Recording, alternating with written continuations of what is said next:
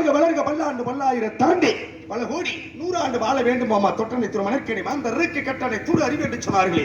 மணலை தோண்ட தோண்ட எவ்வாறு நீர் சுரக்கின்றதோ அதுபோல கல்வியை கற்க கற்க அறிவுகள் வளரப்படும். படித்த பெண்மகள், பண்பாடு தெரிந்த பெண்மகள், தமிழ் கலாச்சார முறை பிரகாரம் நாரத மகரிஷி வந்தார். வந்த நாரதருக்கு ஒரு அற்புதமான வரவேற்பு பாடலை கொடுத்தார். தலைவா, எங்கே வள்ளிநாயகன் நடித்து நம்மளெல்லாம் எழுதி கொண்டிருக்கோம் காரைக்குடியை சேர்ந்த ஆட்சி எம்ஏ திலகவதி அவர்களுக்கு கிராமத்தின் சிரமம் கம்பியல சிரமம் பொன்னாடை பற்றி கௌரவிக்கப்படுகிறது.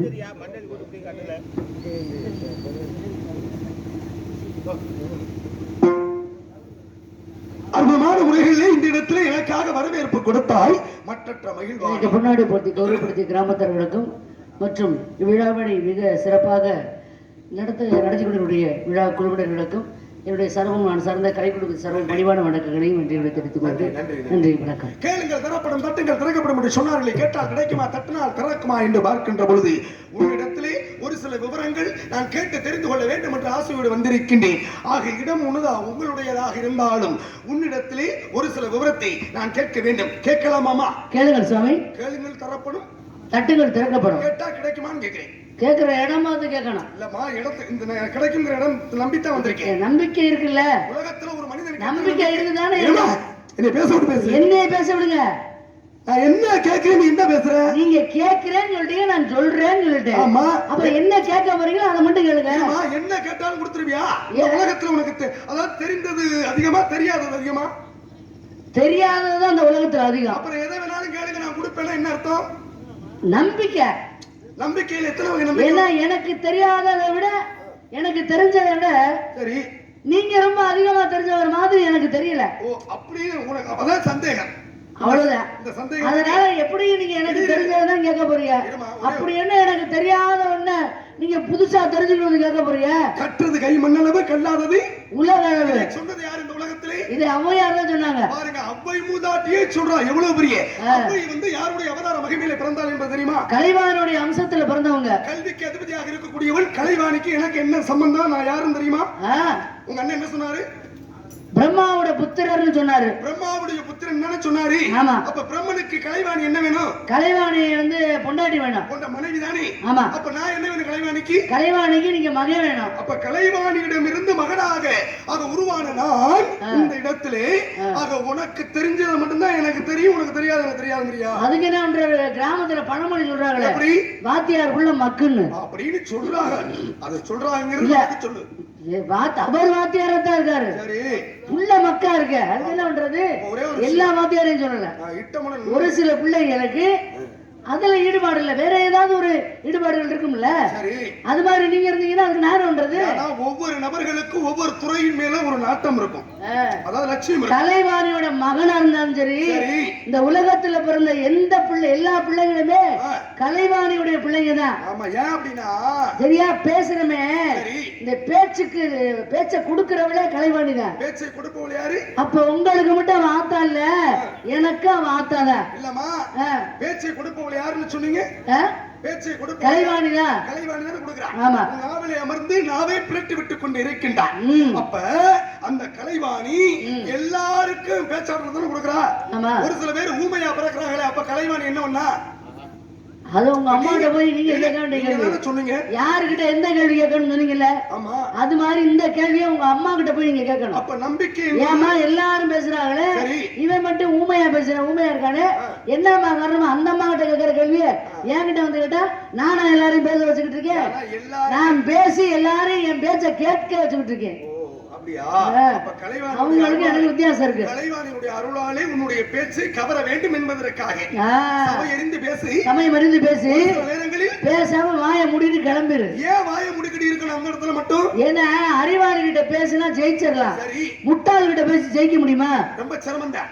அப்ப அந்த மாதிரி இடத்துல பேசாம நம்ம வாயை மூடிட்டு போயிடுறது நல்லது. அறிவாளிக்கு எத்தனை பாதை? அறிவாளிக்கு 3 பாதை. அறிவாளிக்கு முட்டாளுக்கு எத்தனை பாதை? 2 பாதை. முட்டாளுக்கு எத்தனை பாதை? ஒரே பாதை, முட்டிக்கிட்டே நிக்க வேண்டியது. எப்படி பாதையை வகுத்தார்கள், எதை வைத்து வகுத்தார்கள்?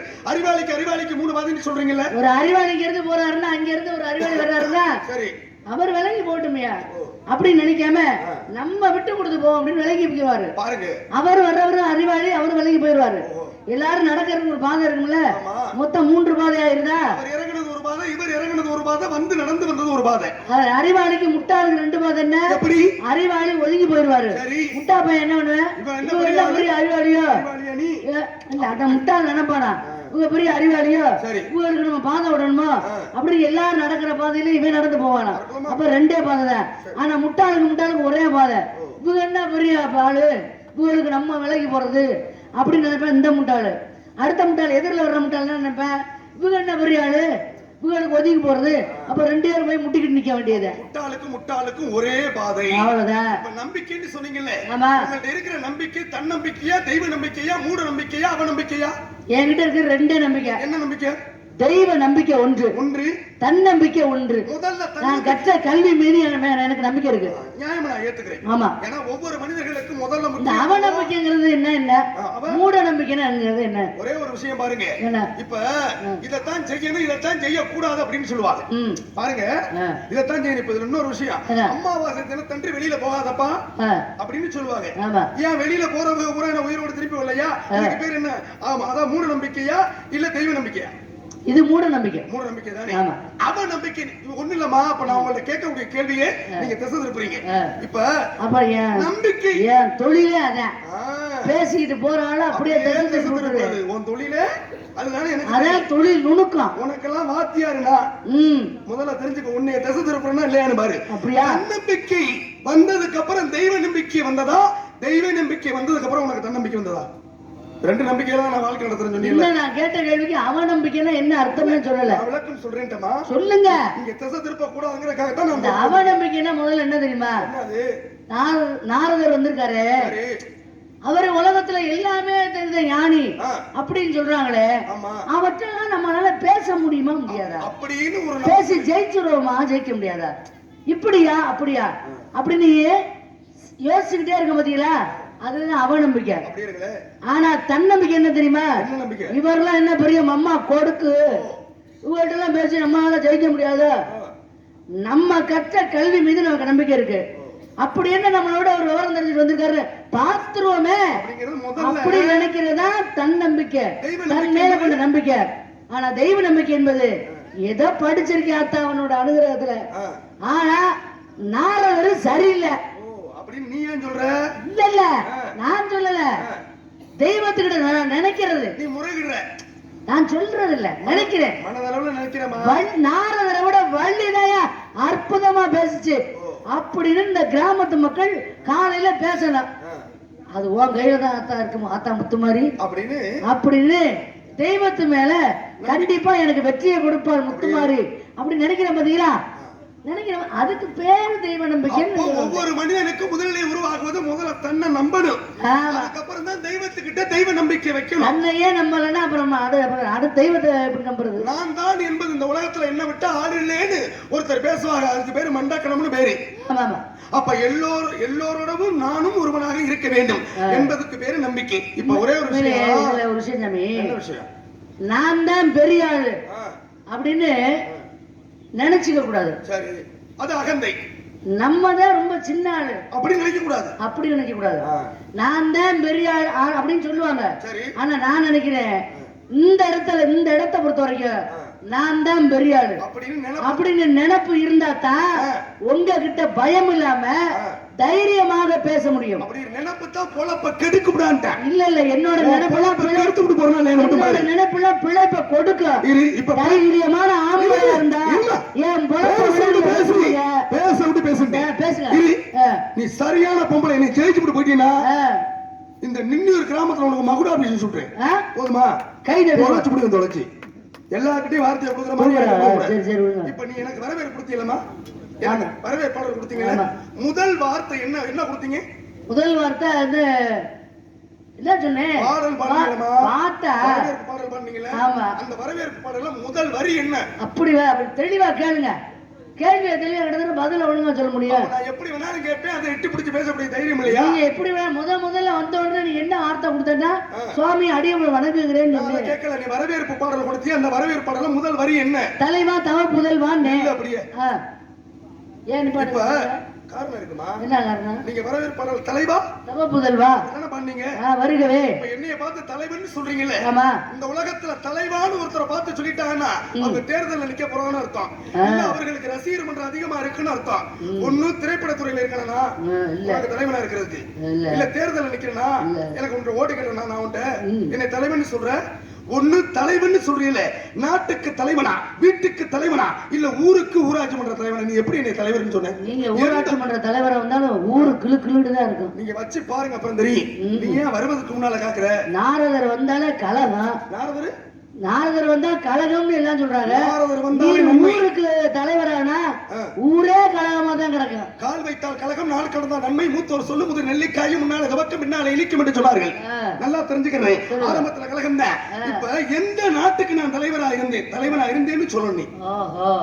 இல்ல எந்த வீட்டுக்கு ஒரு தலைவன், வீட்டுக்குன்னா ஒரு புருஷனுக்கு ஒரு புருஷனால அந்த குடும்ப தலைவன் வரதானே. அப்ப நான் யாருக்கு புருஷன் அப்படின்னு சொல்லுங்க. அப்புறம் நீ தானே வார்த்தையை விட்ட. இது என்ன கொடுக்க கூடாத இடத்துல வார்த்தையை விட்டுக்கிட்டு அப்புறம் எதையோ புண்ணாக்குற கதையா போக கூடாது. புரியுதா? பாதி பாதியா பேசுங்க. மரியாதை நான் மரியாதையோடு பேசுவேன். நான் சபை நாகரிகத்தோட தான் போறேன். அதான் முக்கியம். முதல்ல நீ கொடுத்த வார்த்தைக்குள்ளதான் நான் கேட்கிறேன். தனிப்பட்ட முறையில கேட்கல. தலைவனா ஒண்ணு நாட்டுக்கு, இந்த நாட்டுக்கு நீங்க தலைவரா இருந்தீங்க. சுவாமி புராண இதிகாசம் சொல்லுது. நான் இந்த இடத்துல புட்டு வைக்கிறேன் அப்படின்னு சொல்லு. இல்ல ஒருத்திக்கு ஒரு பெண்மகளுக்கு வீட்டுக்கு புருஷனா இருந்தீங்க, புருஷனா தலைவன் பொருள். குடும்ப தலைவனா இந்த ஊர்ல நீங்க குடும்பம் நடத்தி இருக்கீங்க அப்படின்னு நாரதர் இந்த ஊர்ல நடத்திருக்காரு. நீ புராண இதிகாச பிரகாரம் சொல்லணும். இல்ல இந்த ஊருக்கே நீங்க தலைவரா இருந்து புராண இதிகாசங்கள் பிரகாரம் அதுக்கப்புறம் நீங்க வந்திருக்கீங்கன்னு சொல்லு. தலைவாங்கிற வார்த்தை உருவாகணும். தவ புதல்வன் சொன்னீங்கல்ல, தவ புதல்வன் யாரு தெரியுமா? அதாவது ஒரு கணவன் மனைவி, அவர்களுக்கு 10 வருஷமா குழந்தை இல்லைன்னு வச்சுக்கோங்களேன். பழனிமலைக்கு போவாங்க 10 வருஷம். 10 வருஷம் போய் இந்த மாதிரி குழந்தை இல்லையே, ஆக உன்னை நினைத்து அருள்பாலித்து முத்துமாரிக்கிட்டே போய் வேண்டாங்க. 11வது வருடத்திலே ஒரு குழந்தையை கொடுக்கின்றார். அவருக்கு பேருதான் தவ புதல்வன் பேரு. பொம்பளை பிள்ளையா பிறந்தா தவமணி, தவ செல்வன் இப்படின்னு வைக்கணும். ஆனா எங்க அப்பாவுக்கு அம்மாவுக்கு குழந்தை இல்லாமல் கோவிலாக போய் 10 வருஷத்துக்கு அப்புறம் 11வது வருஷத்துல நான் பிறந்தேன். இல்ல எனக்கு முன்பதாக தக்கன், வஜிசர், அத்ரி, பிரிகி, கிருது, புலகர், புலசியர், மாரிசர், ஆங்கிரசர், நாரதர் ஆக எனக்கு முன்பதாக 9 பேர் தோன்றிவிட்டார்கள். நான் 10ஆவதாக தோற்றி வைக்கப்பட்டவன். அப்ப தவ புதல்வனும் கிடையாது, தலைவனும் கிடையாது. எந்த வகையில சொன்னது தவறுன்னு மன்னிப்பு கேட்டு உள்ள ஓடிப்போ. இதை வேணா செய். மன்னிப்பு கேட்டு சபையோர் ஏன்ட கேட்க வேண்டாம். பெரிய பெரிய மனிதர்கள் இருக்காங்க. மன்னிப்பு கேட்கிற அவர் சொல்லி நீர் என்னையா கேட்க? அவரு நியாயத்தை பேசுறாரு. இப்ப நின்று கிராமத்துல யாராவது ஒருத்தர் ஏமா நீ பாடுற பாட்டுல இருந்து அவர் கேள்வி கேட்டிருக்காரு. அவர் கேள்வி கேட்டது நியாயம். அவர் மன்னிப்பு கேட்க சொல்றாரு. சபை எரிய மன்னிப்பு கேட்டு உள்ள போ அப்படின்னு அவங்க சொன்னா என்ன பண்ணுவேன்? இப்ப இவர் மேல போக போறீங்களே, காசு கொடுக்குற முதலாளி அவங்க செட்டையை ஒடிச்சு விடுவேன். சரியா பேசு. இப்ப பேசு. என்கிட்ட பேசி கை தட்டி வம்ப கட்டி விடுங்க. நல்லா கை தட்டுங்க. தவறு இல்ல. இல்ல கை தட்டணும். யார் என் சகோதரி கூட அவருக்கு தான் கை தட்டுது. ஆமா நான் கேட்டது நியாயமா இருக்குமா? அதனால எதிரி இந்த ஊர்ல நிறைய இருக்கும் போல இருக்கு. எதிரி இருக்கிற ஊர்ல தான் வாழ்க்கை நடத்தணும். ஆனா எதிரிய நம்பலாம், இந்த மாதிரி துரோகிய நம்ப கூடாது. நான் கேள்வி கேட்டதுனால உனக்கு துரோகியா? அப்புறம் நம்ம கூடவே வந்துட்டு நம்ம கூடவே உட்கார்ந்துட்டு நம்ம கூடவே சாப்பிட்டுட்டு கட்டைய புடிச்சிட்டு வெளியில வந்தோன்னு உடனே ஒரு பாடுற பாட்டுக்கு இதுக்கு என்ன அர்த்தம், இதுக்கு என்ன விளக்கம் கேட்கிறீரே, உங்களோட மாதிரி ஒரு துரோகிய பார்க்க முடியுமா? சண்முக சுந்தரன் அண்ணன் ஒரு அற்புதமான ஒரு வார்த்தை சொல்லுவாரு. என்ன சொல்லுவாரு தெரியுமா? ரவி, பழக்க வழக்க வேற தொழில் வேற. பழக்க வழக்கத்தை கொண்டாந்து தொழில வைக்காத, தொழில கொண்டு போய் பழக்க வழக்கத்துல வைக்காத, ரெண்டும் கெட்டு போகும்டாம் பாரு. அந்த பெரிய மனிதன் சொல்லி இங்க நின்றுச்சா, நம்ம உன் கூட தான் சாப்பிட்டேன், உன் கூட தான் வருவோம், அதுக்காக நான் என் இடத்த நிப்பாட்டிட்டு போகணும், உனக்காக நான் இறங்கி போக முடியாது சொல்லு. இல்லைன்னா கோவில் வாழை மரத்தில் பிடிச்ச உன்னை கட்டுறதுக்கு தயாரா இருக்க. ஏதாவது ஒரு முடிவுக்கு வா. அந்த சண்முக சுந்தர அண்ணனை பார்த்து நான் ஒரு விஷயம் சொல்லுவேன் தெரியுமா உங்களுக்கு? சொல்லு. அவர் நாடகம் வாங்குவாரு, அமைப்பாரு, நாடக அமைப்பாளர். நாடகம் வாங்கும் பொழுது சம்பளம் கொடுப்பாரு. கொடுக்கும் பொழுது நான் சொல்லுவேன், இங்க வாங்கண்ணே, பழக்க வழக்கம் வேற தொழில் வேற. 500 ரூபா குறைந்தாலும் நான் வாங்க மாட்டேன் அப்படின்னு நானும் அவரை பார்த்து சொல்லுவேன். ஏன்னா எதுல வேணாலும் விட்டு கொடுக்கலாம், தொழில்ல மட்டும் சம்பளத்துல கூட விட்டு கொடுத்துடலாம். தொழில்ல விட்டு ஆனா தொழில விட்டு கொடுத்தா நாரதர்கிட்ட வள்ளி தோற்று போச்சு நின்னூர்களேன்னு பட்டம் சூட்டிடுவாங்க. இந்த ஜென்மத்துல உன்கிட்ட எல்லாம் தோக்குற நிலைமை எனக்கு வந்துச்சுன்னு வச்சுக்கையா, என்ன செய்வ? சாந்து சட்டிய தூக்கிக்கிட்டு நேரா எங்க போவ? என்ன சாந்தி சட்டியா? ஏன்னா சாந்தி விட்டு சட்டி நீ என்ன தூக்கிட்டு தீனி சாந்து சட்டி அட சித்தார வச்சிருப்பாங்க இல்லையா ஒரு சட்டி, அந்த சட்டியை தூக்கிட்டு போய் கொத்தனார் வேலை பார்ப்பாருல, அவர் பாட்டுல வேலை பார்த்துக்கிட்டு இருப்பாரு. நான் மட்டும் சட்டியை கீழே போட்டுவிட்டு நின்னு வேடிக்கை வேணா பார்ப்பேன்.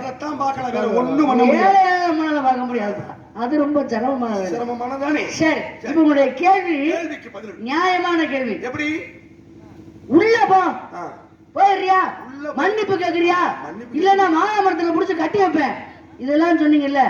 கேள்வி கேளுங்க நியாயம். சரி, இந்த வார்த்தையெல்லாம் சொல்லலாமா? எனக்கு தாங்க முடியல. அப்படி ஒரு இடத்துல கிராமத்துல ஒரு பழமொழி சொல்லுவாங்க. என்ன பழமொழி? தோட்டக்காரன் சும்மா இருந்தாலும் இந்த பூட்டை புடுங்கி சும்மா இருக்க மாட்டேன். பூட்டை புடுங்கினா யாரு? இங்கதான் கவனிக்கணும். முதலாளிக்கு கொடை பிடிக்கிறாரு பாருங்க, அந்த ஆளுக்கு பேரு தான் பூட்டு புடுங்கின்னு பேரு.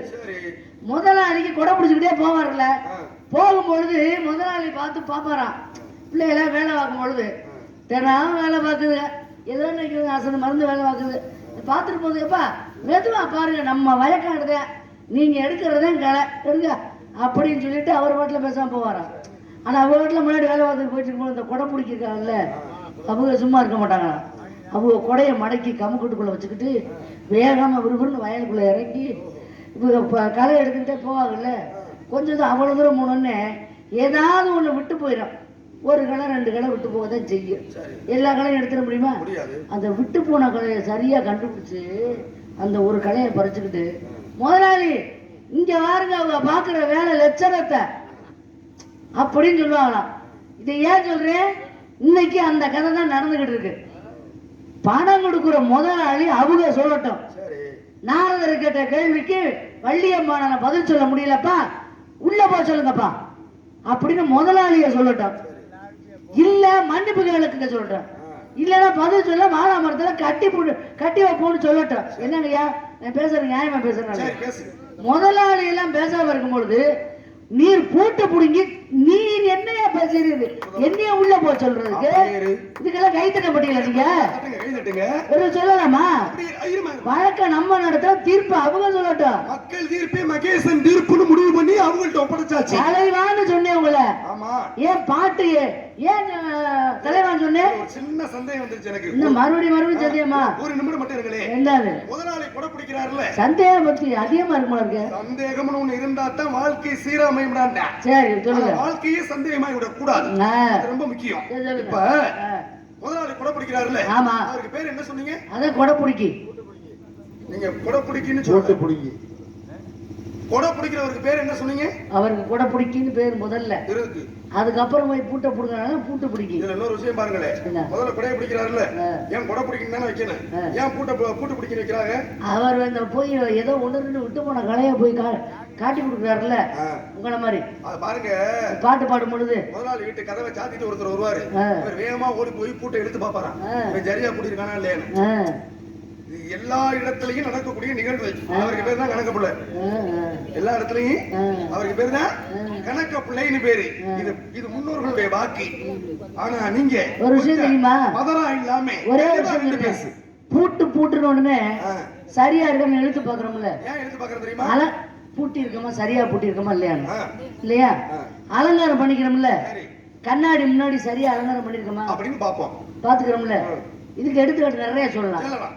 எல்லாத்தையும் சோதனை பண்ற நம்ம இப்ப பேசி முடிக்கிறோம்ல, காலையில போய் நம்ம இப்படி பேசணுமே, அந்த அம்மாவை பார்த்து ஒரு வார்த்தை கேட்டோமே, வானமரத்துல புடிச்சு கட்டி வச்சு விடுவோம், இது சொன்னது சரியா தப்பா அப்படின்னு யோசிச்சு பார்த்திருக்கோமா? எடுத்துக்காட்டு சொல்றேன். நம்ம ஒரு சில வார்த்தைகளை விட்டுருவோம். நம்ம சொன்ன வார்த்தை சரியா தப்பான்றத என்னைக்காவது எந்த மனிதனாவது சோதனை பண்ணி பார்த்திருக்கோமா? உண்மையிலேயே வாழைமரம் கட்டணும், வாழைமரத்துலதான் உன்னைய கட்டணும். யாரு? அதுக்குதான் நான் வந்திருக்கேன். வாழை மரத்துலதான் கட்டணும், வாழைமரம் தான் கட்டணும். பாட்டியா பதில் சொல்ல முடியலன்னா தானே. ஆமா, வாழை மரத்துல கட்டுறது அவங்க வேணா கட்டுறது. பதில் சொல்லு. நான் கட்டிக்கிறேன். நீர்லாம் கட்டி வைக்கணும்ன்ற அவசியம் கிடையாது. அந்த முதல்ல ஞாபகத்துல வச்சுங்க. இதுலயே உனக்கு அந்த உரிமையே உங்களுக்கு கிடையாது. இப்பவே உனக்கு பதட்டம் உருவாயிருச்சு. நீர் ஒரு வேலைக்கு வந்திருக்கிறீரு, நான் ஒரு வேலைக்கு வந்திருக்கேன். உம்ம வேலையை நீங்க வாருங்க, என் வேலையை நான் பார்க்கிறேன். சரியா பாரு. பாட்டு நானும் தான் பாடுறேன், சுரேஷ்குமார் அவர்கள் தான் பாடுறாரு, தும்பூர் தான் பாடினாரு, ஆஞ்சநேயர் தான் பாடினாரு, ராவணேஸ்வரன் தான் பாடினாரு. ஆனா பாட்டுக்கு ராவணேஸ்வரன், பாட்டுக்கு ஆஞ்சநேயர், பாட்டுக்கு திலகவதி, பாட்டுக்கு சுரேஷ்குமார் அப்படின்னு சொன்னாங்க. பாட்டுக்கு யார சொன்னாங்க? பாட்டுக்கு நாரதன் அப்படின்னு உங்களை தானே சொன்னாங்க. அப்ப யார முதலிடமா சொல்றாங்களோ அவர் தானே தலைவர். என்னங்க? அப்ப எதுக்கு தலைவன் சொன்னேன்? நாட்டுக்கா தலைவன் சொன்னேன்? வீட்டுக்கா தலைவன் சொன்னேன்? பாட்டுக்கு தலைவா. போதுமா? தவ புதல்வான்னு சொன்னேன். கேட்ட கேள்வி நியாயமான கேள்வி. தவமா தவம் இருந்து வரமா வரம் இருந்து பிள்ளை பிறந்துச்சுன்னா அந்த பிள்ளைக்கு பேரு தவ புதல்வன் சொல்லலாம். அப்படி சொல்றீங்க. அந்த பிள்ளை மட்டும் தவ புதல்வன் அல்ல. வள்ளுவ பெருந்தகை அழகா சொல்றாரு, ஈன்ற பொழுதின் பெரிதுவக்கும் தன்மகனை சான்றோன் என கேட்ட தாய் அப்படிங்கிறார். ஒரு பிள்ளைய பெறும் பொழுது அவ்வளவு வலி, அவ்வளவு வேதனைப்படுறார். ஆனால் இந்த குழந்தை பிறந்த உடனே அந்த குழந்தையினுடைய சத்தத்தை கேட்ட உடனே என்ன பண்றாளாம்?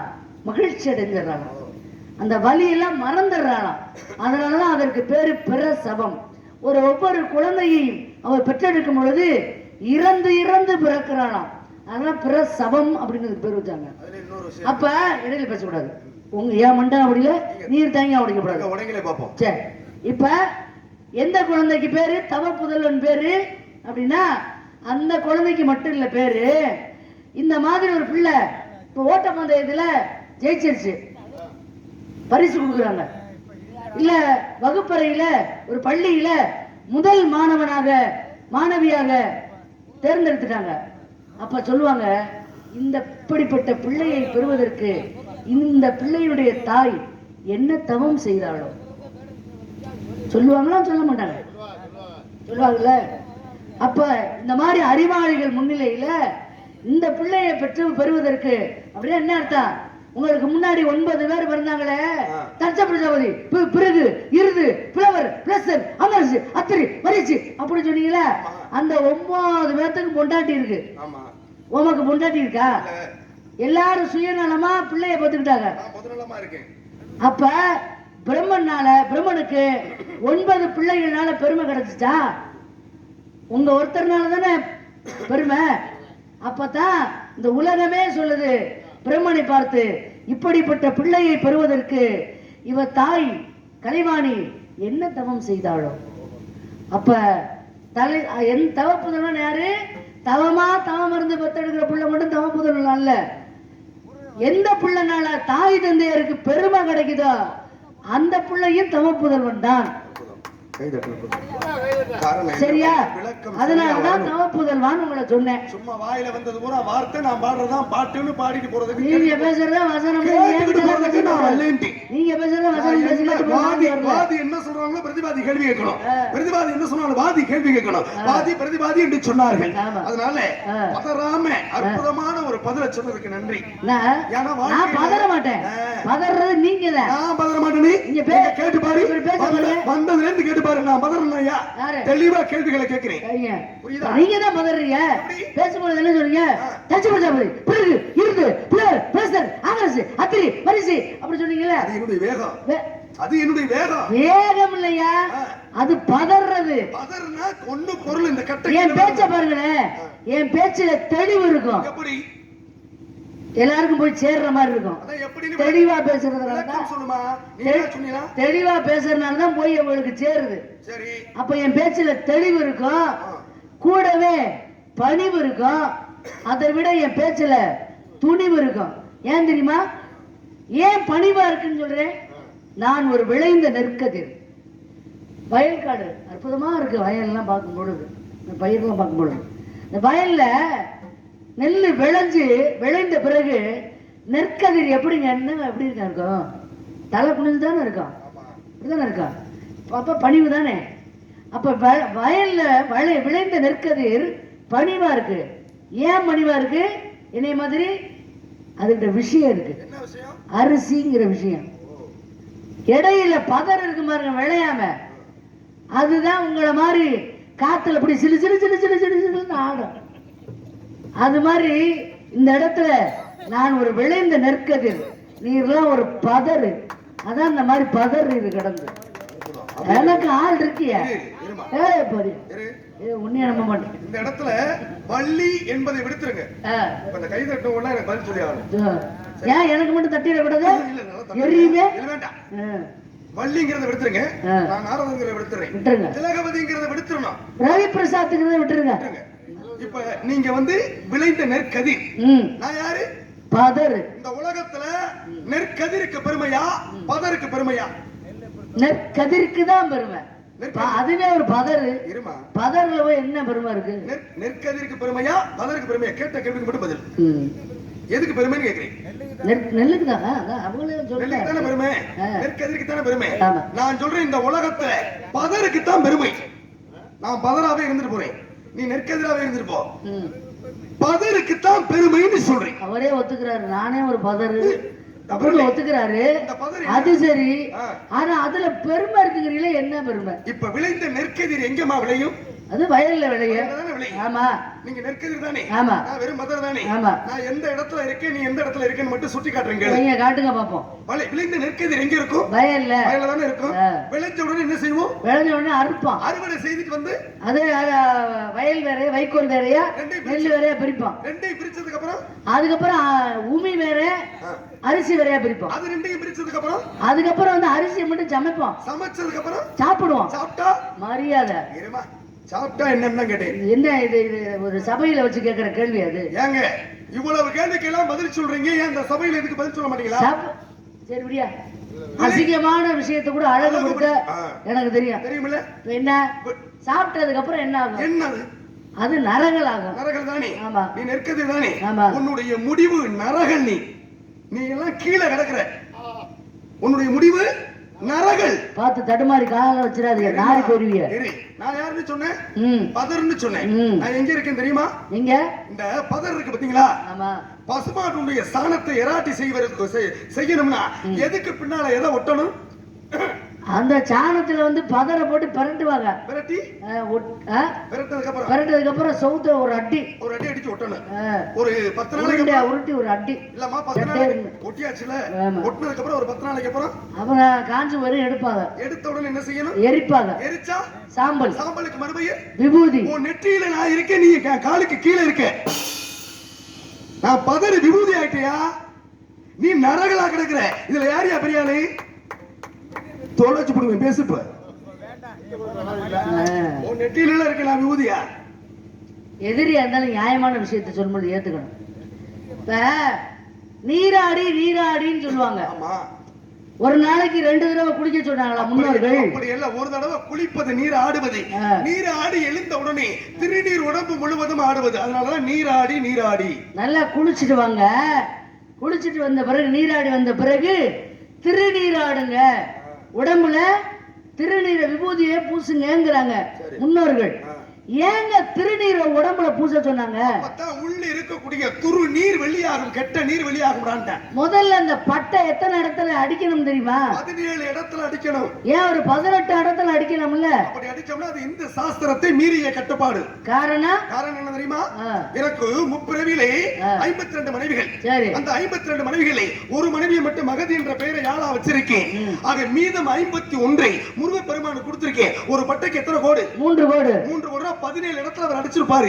17 பெருக்கல் 3 கூட்டு தொகை எத்தனை? 51. அப்ப 17 இடத்துல அடிச்சதுக்கு என் மனைவி 51 ஆளுக்கு சரியா வந்துருச்சா? அப்படி விஷயத்தோட வரணும். பேசு. சும்மா கையில கட்டைய புடிச்சிட்டு வர்றால புறா நான் நாரதரை ஒத்துக்க மாட்டேன். சரியா?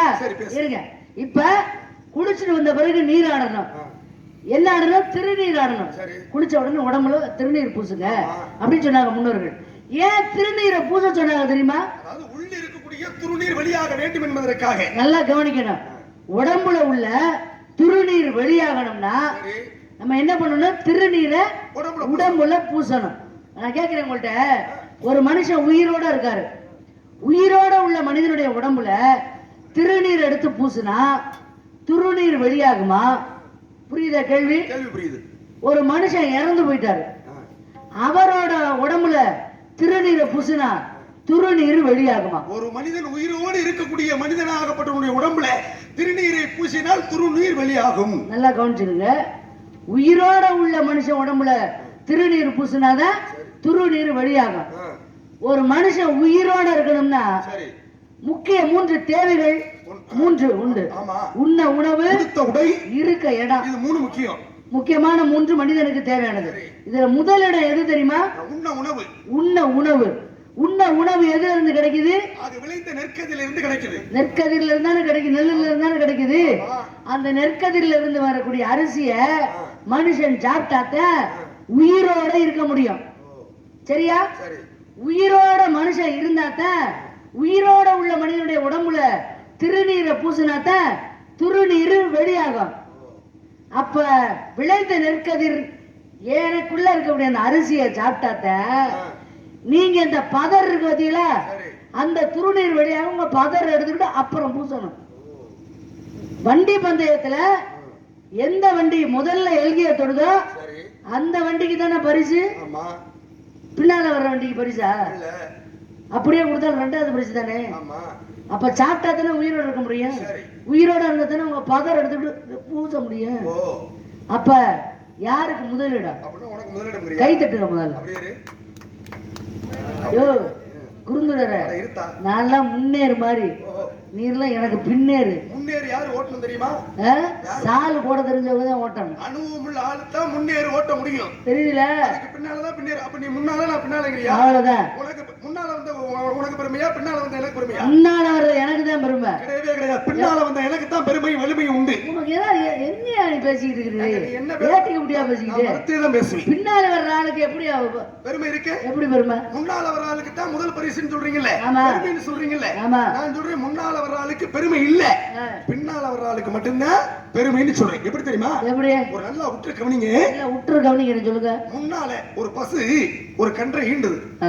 ஒரு பசு ஒரு கன்றை ஈண்டுகின்ற பொழுது முதல்ல என்ன வரும்? மண்டை தான் வரும். மண்டையில சேர்த்து என்னென்ன வரும்? மண்டையில வந்து கண்ணு, காது, மூக்கு, வாயி, ஐம்புலன்களும் வந்துடும். முன்னால வர்றது தலை தானே வருது. ஆமா. ஏன் தலை வருது? மண்டை கனமா இருக்கனால. உடம்புல குழந்தை பிறக்கும் பொழுது மண்டை தான் வெளியில வரும். ஏன்னா நம்ம உடம்புலயே அதிக எடை உள்ள பகுதி எது தெரியுமா? மண்டை தான். மண்டை கனமா இருக்கறனால அது வெளியே வருது. நீங்களாம் மண்டை கணத்தோடவே வெளியில வர்றீங்க. உங்களெல்லாம் என்னன்னு சொல்றது? நீங்க வந்து முன்னால வந்தாலும் தானே. ஆமா. நீங்க தானே முதல் பரிசுன்னு சொன்னீங்க. ஆமா. உங்களுக்கு பின்னால தானே என்ன சொன்னீங்க? முன்னால வந்தவனுக்கு பெருமையா, இந்த உலகத்துல பின்னால வந்தவனுக்கு பெருமைன்னு கேட்டிருக்கீங்கல்ல. பஸ் கண்டை ஈண்டுகின்ற பொழுது புலன்கள் முன்னால வந்துருது இல்ல? ஆமா. அதுல காது தானே வருது. பின்னால முளைக்கிறது என்ன? அப்புறம் தான் கொம்பு முளைக்கும். முன்னால வந்த காதுக்கு பெருமையா, பின்னால வந்த கொம்புக்கு பெருமையா? கொம்பு வலிமையானதா, காது வலிமையானதா? கொம்பு தான் வலிமையானது. என்னதான் நீ முன்னால வந்தாலும் காது மாதிரி, நான் பின்னால வந்தனா கொம்பு மாதிரி குத்தி கிழிச்சு விட்டு போயிருவேன். எனக்கு தான் பெருமை. இப்ப பேசு, இப்ப பேசு. அப்படி பேசுன ஊருக்காசு நான் சும்மா கிடக்கு. உங்களுக்கு மட்டும் இந்த ஓசில வேலைய பாரியா பேசு. நியாயமான விஷயம். முன்னாலே காது வந்துருது, அதுக்கு பின்னாலதான் கொம்பு வருது. என்னதான் முன்னால காது வந்தாலும் பின்னால வர்ற கொம்புக்கு தான் குத்தி கிழிச்சு விடுவீங்க. நீங்க இப்ப என்னத்தை கிழிக்க போறீங்கன்னு இப்ப நான் பாக்குறேன். கிளி பாப்போம். இப்ப நான் கேட்கிறேன், குருந்தூர்ல ஒரு காளை நிக்கிறியா? அந்த ஊரை சொல்லலைன்னா உனக்கு தூக்கம் வராது. சொல்லு. குருந்தூர்ல ஒரு காளை, நல்ல காளை, வாட்ட சாட்டமான காளை. ஆனா கொம்பெல்லாம் நல்ல கொம்பு. கொம்பு நல்லா இருக்கு. ஆனா காலை செகுட்டு காலை. பேச்சுக்கு சொல்றேன். ஜல்லிக்கட்டுல அவுத்து விட்டாச்சு. காது கேட்டுச்சுன்னா தானே ஆளு நம்மளை பிடிக்க வர்றான்னு குத்த முடியும், குத்தி கிழிக்க முடியும். காது செவிடா போச்சுன்னா எப்படி கொம்ப குத்தி கிழிக்கும்? நான் கேக்குறேன். மாடு புடிபட்டு போயிரும்ல. குறுந்துறார மந்தையில மாடு புடிபடாத வரைக்கும் தான் பேரு. புடிபட்டு போச்சுன்னு வச்சுக்கோங்க, அப்புறம் கேரளா ஏத்திர வேண்டியது. அப்ப காதுங்கிற முன்னால வந்த காது நான் சரியா இருந்தாத்த உம்ம கொம்புக்கே வேலை. காது நல்லா சரியா? காது பாரியா காது நல்லாவே கேட்கும் ம். ஒரு சில காலைக்கு காது நல்லா கேட்டாலும் வரக்கூடிய வீரர்களை ஆக குத்தி திருப்ப முடியாம எத்தனையோ மாடு புடி விட்டு போகுதா போகலையா? அது என்னன்றது ஒரு காலை 50 பேர் போட்டுக்கிட்டு அமுக்கணும். அது என்ன உண்டு? புடி விட்டு போயிடாம தப்பிச்சு போயிரு இந்த மேடையில இருந்து. நான் எச்சரிக்கிறேன் உன்னை. உங்களை நான் எச்சரிக்கிறேன். கவனமா இருக்க நீங்க. நீ எல்லாம் ஒரு பெரிய ஆள் கிடையாதுங்க. நீ எல்லாம் ஒரு பெரிய ஆள் கிடையாது. நாரதனுக்கு பெருமை உண்டு இந்த உலகத்துல. வள்ளிக்குத்தான் இந்த உலகத்துல வள்ளிக்கு இந்த பெருமை இருக்கு உனக்கு. ஒரு விஷயம் தெரியுமா? என்ன விஷயம்? என் பேர் என்ன? உன் பேர் வள்ளி. உங்க பேர் என்ன? நாரதன். என் பேர் இந்த உலகத்துல எத்தனை பேருக்கு வச்சிருக்கா தெரியுமா? உண்மைதான். வள்ளின்ற பேரு சரி எத்தனை பேருக்கு வச்சிருக்காங்க? நிறைய பேருக்கு பெண் பிள்ளைகள். உங்க பேர் என்ன? நாரதன் சொல்றேன். பொல்லாத நாரதர். என்னதான் அப்படி பொல்லாத நாரதன்? யாராவது ஒரு ஆளு ஏமா அவரை போய் அப்படி பேசிக்கிட்டு இருக்கேன். சரி என் பிள்ளைக்கு நாரதர்னு நான் பேர் வச்சிருக்கேன். யாரோ ஒரு ஆளு சொல்ல முடியுமா? இந்த ஆளுக்கு கை தட்டின ஆளுக்கு அப்புறம் சொல்லணும். என்ன சொல்லணும்? எனக்கு தட்டின ஆளுகெல்லாம் விட்டுருவேன். இந்த ஆளுக்கு கை தட்டின இல்ல அவங்க மட்டும் சொல்லுங்க. என்ன சொல்லணும்? நாரதர்னு உங்க பேரை வச்சிருக்காங்க. உங்க பேரையே மதிக்கல. நீ எல்லாம் இவ்வளவு சவுடால் பேசலாமா? வாயை கொண்டு போட உடனே வரைக்கும் சொல்லி பேசுறீங்க. என்ன நாரதர்ங்கிற பேரை இது வரைக்கும் வைக்கல. பேரே மதிக்கல. உன் பேரை வச்சிருக்காங்கல்ல, வள்ளி அம்மை அப்படின்னு பேர் வைக்கிறாங்கல்ல. அப்படின்னு ஒரு பிள்ளைக்கு, அதாவது ஒரு குழந்தைக்கு பேர் வைப்பது பிறந்த உடனே வச்சிருவாங்களா? அது 30 நாள் கழிச்சுதான் வைக்கணும். 30 நாளைக்கு அப்புறம் தானே புண்ணியதானம் பண்ணி வைக்கணும். அப்புறம் பேர் சூட்டு விழாங்கிறது 30 நாளைக்கு அப்புறம் தானே. ஆமா. இப்ப ஒரு மனிதன் பூமியிலேயே தாயினுடைய அபான வாசல் இருந்து பிறந்த உடனே முதல்ல கேட்கிறது வள்ளிங்கிற பேரை கேட்பானா, நாரதாங்கிற பேரை கேட்பானா? புரியல. கேள்வி புரியலையா? ஒரு குழந்தை பூமியில பிறக்குதுல, இருக்காங்களா? உட்கார்ந்து இருக்காங்களா? இவங்க எல்லாருமே தாயினுடைய கர்ப்பத்தில் இருந்து அபானவாசல் வழியாக வந்து பூமியில விழுந்த உடனே நீ உனக்கு பெருமைன்னு சொன்னீங்கல்ல, என் பேருக்கு தான் பெருமை இருக்குன்னு சொன்னீங்கல்ல. முதலாக ஒவ்வொரு மனிதன் இந்த இருக்கிறவங்க எல்லாருமே அவங்க தாயினுடைய கர்ப்பத்தில் இருந்து பிறந்த உடனே வள்ளிங்கிற பேரை கேட்பாங்களா, நாரதாங்கிற பேரை கேட்பாங்களா? ரெண்டு பேருமே கேட்க மாட்டாங்க. இல்ல, நாரதாங்கிற பேரை கேட்பாங்க. வள்ளிங்கிற பேரை முதல்ல என் பேரை 30 நாள் கழிச்சு கேட்பாங்க. ஆனா நாரதர்ங்கிற பேரை எத்தனை ஆண்டுகள் ஆனாலும் கேட்க மாட்டாங்க. முதல்ல ஒரு குழந்தை பிறந்த உடனே நாரதாங்கிற பேரை கேட்பாங்க. எப்படி தெரியுமா? நான் அதுக்கு ஒரு கதை. என்ன நியூஸாயா? உதாரணம் சொல்ல மாட்டேன். சபையோர்கள் ஏற்றுக்கிட்டா பாருங்க, நான் உதாரணம் சொல்றேன். எப்படி? கணவது என்ன உள்பட, கணவது என்ன உள்பட, சண்முக சுந்தரன் என்ன உள்பட இந்த பூமியில பிறந்த உடனே அடிக்கடி அவர் வாட்டில ஜவுளிங்க உட்கார்ந்துருக்காங்க. அவர் உற்று கவனிக்கிறாரு. அதனாலதான் இவங்க என்ன பேசுறாங்க, இதுக்குள்ள என்ன பொருள். அப்ப இவங்க எல்லாம் பிறந்த உடனே வள்ளிங்கிற பேரை கேட்கல, முதல்ல நாரதாங்கிற பேரை தான் 50 பேரும் கேட்டவங்க இந்த உட்கார்ந்து இருக்கவங்க. எப்படின்னு சொல்றீங்க? கதை சொல்லுங்க, கேக்குறோம். ஆனா கதை விடாது. விடுற பாரு கதை. அதை மட்டும் கேட்டதுல என்ன பொருள் இருக்குன்னு பாரு. இங்க பாப்போம். ஏட்டு சுவடிக்கு முந்தின சுவடி அரிச்சுவடி, அரிச்சுவடிக்கு முந்தின சுவடி ஓலை சுவடி, ஓலை சுவடிக்கு முந்தின சுவடி ஒரு தாயினுடைய தாலாட்டு. அதுதான் ஒவ்வொரு மனிதனுக்கும் முதல் சுவடி. முதல் சுவடி ஒரு தாயினுடைய தாலாட்டு. தாலாட்டுங்கிறது பாட்டா வசனமா? தாலாட்டுங்கிறது பாட்டுதான். பாட்டு தானே. ஒரு பாட்டுனா என்ன? தாலாட்டுனாலே முதல்ல தாள் என்றால் நாக்குன்னு அர்த்தம். ஆமா. நாக்க வச்சு ஆட்டுவதனால தெரிஞ்சுக்கணும்ல தாலாட்டு ஏன் பேர் வந்துச்சுன்னு. இப்ப தாலாட்டுங்கிறது பாட்டு தானே, வசனம் இல்ல? பாட்டுதான். ஒரு பாட்டுக்கு என்னென்ன முக்கியத்துவம் தேவை? பாட்டுக்கு வந்து சுதி முக்கியம். சுதினா என்னது? ஹார்மோனிய பெட்டி, நாதம். அடுத்து வந்து தாளம் முக்கியம். அதாவது நாதத்துக்கு அப்புறம் எந்த ராகத்திலேயாவது அந்த பாடலை பாடணும் கண்டிப்பா. அப்ப ராகம் முக்கியம். அடுத்து தாளம். தாளம் தான் முக்கியம். அப்ப ஒரு தாலாட்டுங்கிற பாட்டுல சுதி மாறி கூட பாடலாம், ராகம் மாறி கூட பாடலாம். தாளம் மாறி பாட முடியாது. தாளம் மாறி பாடலாம் நாடக உலகத்தை பக்கத்து எட்டி பார்க்கவே கூடாது. அப்படி பாருங்க, இந்த உலகத்துல தாலாட்டுங்கிறதுக்கு பாட்டு, அந்த பாட்டுக்கு முக்கியத்துவம் நாதம், ராகம், தாளம். இந்த 3 எழுத்தையும் சேர்த்து பேசி பாருங்க, என்ன பேர் வரும்னு பாப்போம். நாரதா. அப்ப தாலாட்டுங்கிற பாட்டுல ஒவ்வொரு மனிதனும் பிறந்த உடனே கேட்கின்ற பொழுது நாரதாங்கிற பேரு என் பேரு வருது, வள்ளிங்கிற பேர் வருதா? கை தட்டு கொடுங்க. இல்ல, நான் தான் கேட்கிறேன். நாடகம் பாக்குற மாதிரியே உட்கார்ந்து உனக்கு முன்னாலே நான் வந்துடுறேன். உனக்கு என்ன பெருமை? நீ எல்லாம் யாருக்காவது 30 நாளைக்கு அப்புறம் வச்சாத்த. நான் பிறந்த உடனே ஒவ்வொரு மனிதனும் என் பேரை கேட்டதுக்கு அப்புறம் தான் வளர்றேன். அப்ப ஆணித்தனம் ஆணி வேற நான் தான். எனக்கு பின்னால நீ எல்லாம் நியாயமான விஷயம். இப்ப தாலாட்டு அப்படிங்கிறது ஆரம்பத்துல முதல்ல அவ்வளவுதானே, ஒரு 5 நிமிஷம் பொறுத்து. இதெல்லாம் 5 நிமிஷம். அந்த காலத்துல அம்மா வந்து தாலாட்டு பாட்டு கேட்டு தூங்கிய கடைசி தலைமுறை நம்மதான். இப்பெல்லாம் ஆத்தா பாட்டு பாட ஆரம்பிச்சுன்னு வச்சுக்கவே புள்ள கையெடுத்து கும்பிடுது, வாயை திறந்துடாத நான் தூங்கிடுறேம்மா அப்படிங்குது. அவ்வளவுதான். அப்ப தாலாட்டு அப்படிங்கறது முதல்ல அது ஒரு ஆட்டு, கடைசியில ஒரு ஆட்டு இருக்கு, நீராட்டு. அம்மா என்ன தாலாட்டு பாட்டு பாடினாங்க நமக்கு தெரியுமா? கடைசியில உட்கார வச்சு போய் சேர்ந்ததுக்கு அப்புறம் ஒரு ஆட்டு தலையில தண்ணிய ஊத்துவாங்கல்ல, யாரு ஊத்துறா யாரு நீராட்டு பண்றான்னு தெரியாது, அதுவும் தெரியுமா? ஆரம்பத்துல நமக்கு தாலாட்டும் தெரியாது, கடைசியில உள்ள நீராட்டும் தெரியாது. ஆனா இடையில வாங்குற பாருங்க கை தட்டுங்கிற பாராட்டு, இதுக்கு ஈடு இணை இந்த உலகத்துல எதுவுமே இல்ல. உங்களுடைய கேள்வி என்ன?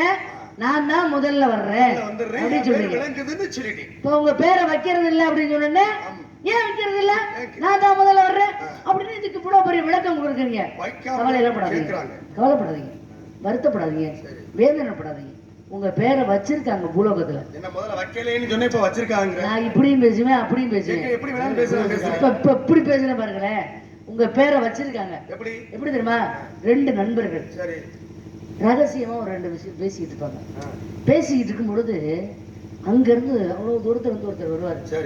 இந்த 2 பேரும் ரகசியம் பேசிட்டு இருக்காங்கல்ல, இதுல ஒருத்தர் சொல்லுவாரு, டேய் மாப்பிள்ள பேச்சனை பாட்டு நாரதவான அவன் ஒரு ஆளுக்கு மட்டும் தெரிஞ்சு நம்ம கரூர் பகுதிக்குள்ளா தெரிஞ்சு போறேன் தெரிஞ்சுக்க என் பாட்டு பேச்ச அப்படின்னு யாரை பார்த்து சொல்லுவாங்க தெரியுமா? கோலுமுட்டி, குடும்பங்கலைக்கு, குச்சி கொளுத்தி, இந்த மாதிரி ஆளுகளுக்கு உங்க பேர் தான் வச்சிருக்காங்க. அப்படின்னு 2 பேர் ரகசியம் பேசுறாங்கல்ல. ஆமா, ரகசியம் பேசுறாங்க. அங்கிருந்து தூரத்துல ஒருத்தர் வர்றாரு, டேய் நாரதன் வர்றான், இதோட பேச்ச நிப்பாட்டு அப்படின்னு யாரு சொல்றது? 2 பேர் ரகசியம் பேசிக்கிட்டு இருக்காங்கல்ல, அவங்கதான் சொல்லிக்கிறாங்க. ஆனா அவன் ரகசியம் பேசுறான். ஆனா இந்த இடத்துல நம்ம 2 பேரும் பேசுறோமே, ரகசியம் பேசுறோமா? ஆமா, ஊரை கூட்டி வச்சு மைக்கு போட்டுல பேசிக்கிட்டு இருக்காங்க. நம்ம உண்மையை தானே பேசுறோம், நியாயத்தை தானே பேசுறோம். அப்ப அவன் ரகசியம் பேசுறானா? அவன் என்ன நம்ம பேசியிருப்பான்? எவன் முன்னாடி அழகா இருக்கா, எவன் குடும்பத்தை கெடுக்கலாம் அப்படிங்கிற வாசகத்தை பேசிக்கிட்டு இருப்பேன். நாரதன் ஒருத்தன் மல்லைனா ஒரு பொண்டாட்டி கெட்டு போவா, ஒரு குடும்பம் கெட்டு போவா. நான் வர்றது நல்லதா கெட்டதாயா? சரியா சொல்லிட்டாரியா? நான் வர்றது சொல்றேன்.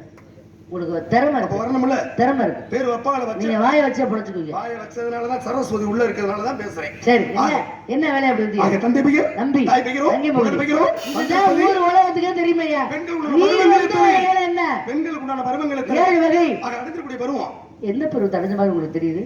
ஆக பேர் இளம் பெண் இல்லைன்னு சொல்ல வந்தீங்க. இல்லைன்னு ஏன் அதை சொல்றீங்க? அதான் இல்லைன்னு ஏன்னா இருக்கா இல்லையான்னு சொல்லணுமா இல்லையா?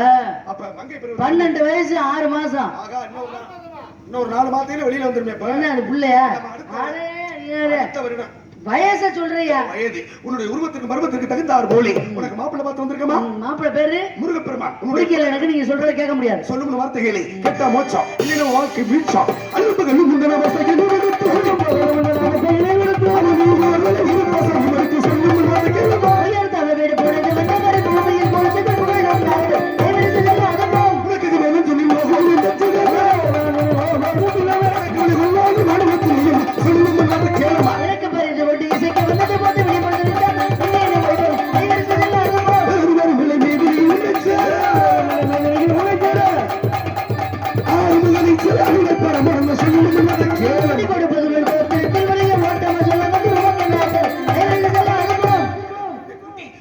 பண்பை கூட்டி பாசம் இல்லாதவர்களுக்கு பாசத்தை கூட்டி இந்த சூரிய அஸ்தமாவதற்கு முன்னால் அந்த சிக்கல் சிங்கார வேலை வர செய்து உனக்கும் அவனுக்கும் திருமணத்தை முடிக்க.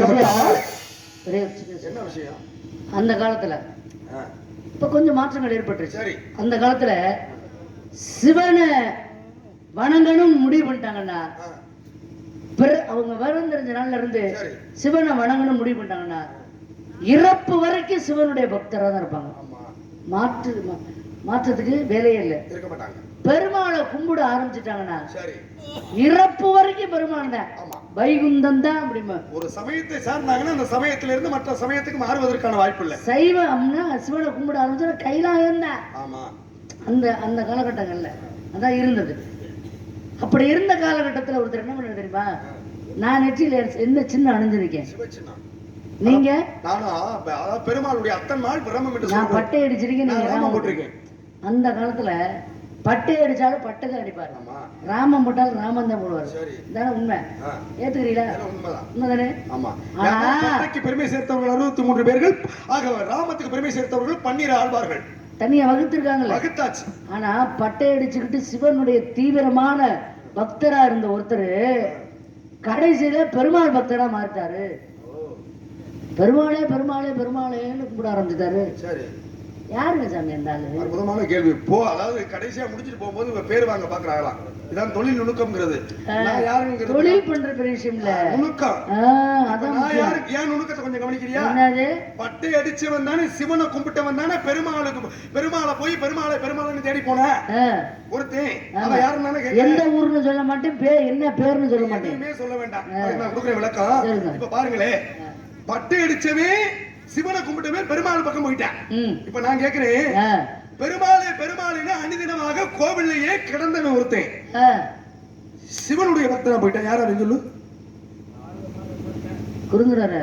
அத்தா என்ன எல்லாம் சந்திக்கணும்னா 30 வருஷம் ஆகுது கண்டுபிடிக்க. 40 வருஷம் போய. ஆக அந்த முருகனை உனக்கு மனம் முடிக்காமல் விட மாட்டேன். பிடிக்கல, எங்களுக்கும் பிடிக்கல. என்னங்க எப்படி சொல்லிட்டீங்க? நீங்க சொன்ன நீங்களே பிடிக்கலன்னு சொன்னா மற்றவங்க எல்லாம் அப்படி நீங்க சொல்லுவாங்க. சொன்ன வார்த்தை பிடிக்கலங்க. ஓஹோ, சொல்லுமா? முருகனை பிடிக்கலன்னு சொன்ன வார்த்தை பிடிக்கலையா? எனக்கு முருகனையே பிடிக்கல அப்படி சொன்னனே, நம்பிட்டீங்களா? அப்படிதான். சும்மா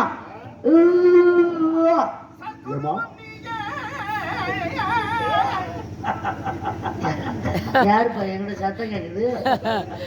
என்ன சத்தம் இந்த நேரம் அப்படின்னு பாடலாம் நினைச்சேன். எனக்கு முன்னாடி சொல்ல நேரம் குறைவா இருக்கு, அதனால ஒரு 5:30 மிதிக்க வந்துடும்.